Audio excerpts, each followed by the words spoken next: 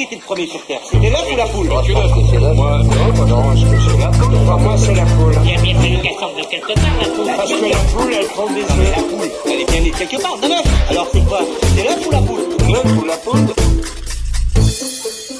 1h18. Lac Mégantic, alerte générale, incendie visible des villages à côté. Sûreté du Québec sur place, ont aucune idée de qu'est-ce qui brûle comme bâtiment. En direction à 1h20. Selon une des informations qu'on aurait eues, là, ce serait un train qui aurait explosé sur la rue Millet. 04 pour un train qui a sauté. Vous faites sonner un deuxième alarme générale, s'il vous plaît. Alors voilà, vous l'aurez compris, ce soir, Élise nous parle d'un sujet pas très joyeux. Dans sa chronique environnement, elle nous parle des effets sur la faune aquatique de la tragédie du lac Mégantic. Oui, donc en effet, ce soir, je vais revenir sur un événement tragique, donc l'accident ferroviaire à Lac-Mégantic, mais dans un tout autre contexte là, que l'extrait qu'on écoutait. Donc, il y a un récent rapport du ministère du Développement durable, de l'Environnement et de la lutte contre les changements climatiques qui avait comme objectif d'évaluer l'état de la communauté piscicole de la rivière Chaudière, un an après la tragédie, donc en 2014, qui vient d'être rendu public. Donc, un petit rappel, le 6 juillet 2013, à 1h14 du matin, il y a un train de 72 wagons-citernes qui contenait du pétrole brut qui a déraillé et qui a explosé dans le centre-ville de Lac-Mégantic, tuant 47 personnes et détruisant toute une superficie de 2 km² dans la petite ville.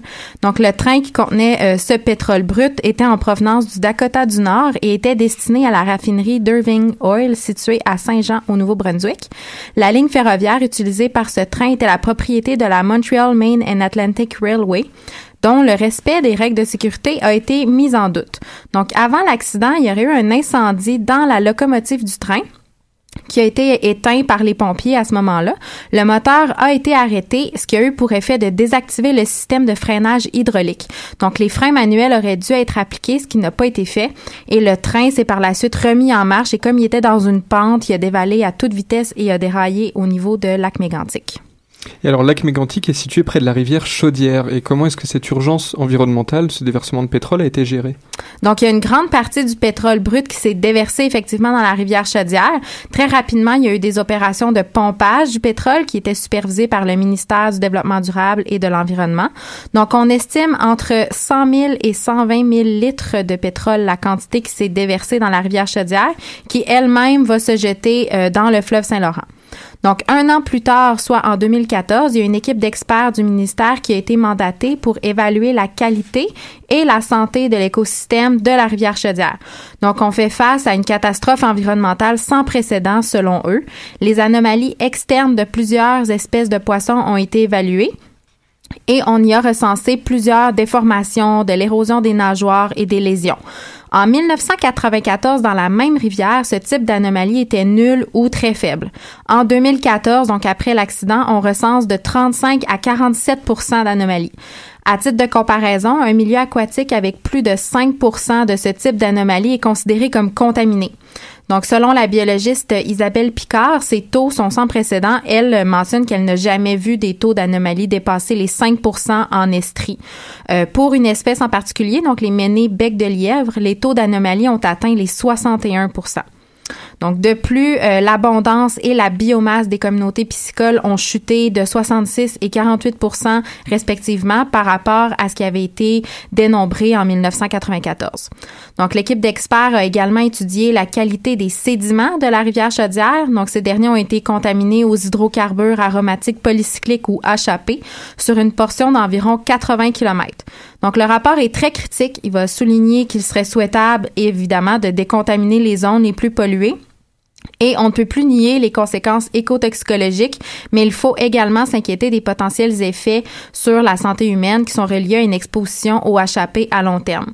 Cela nous amène aussi à réfléchir sur la direction énergétique que nous devrions prendre.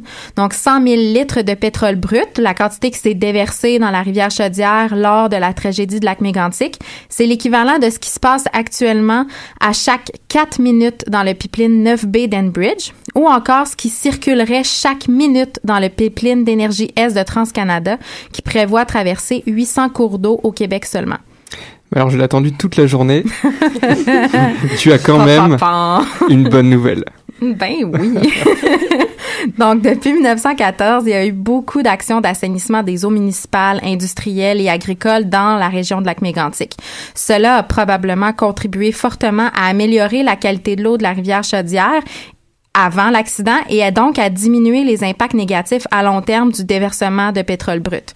Puis, par exemple, malgré qu'il présente des anomalies, la présence du méné bec de lièvre près de Lac-Mégantic est en soi une super bonne nouvelle parce que c'est une espèce qui est intolérante à la pollution habituellement. Une autre bonne nouvelle est que le ministère prévoit un second échantillonnage dans l'année qui vient, donc en 2016. La situation se sera sans doute améliorée par rapport à 2014 puisque les communautés de poissons ont un cycle de vie assez court dans cette région-là et on verra alors rapidement les effets de la décontamination du milieu qui est en cours. Merci Élise, on te retrouve dans 2 semaines. Oui.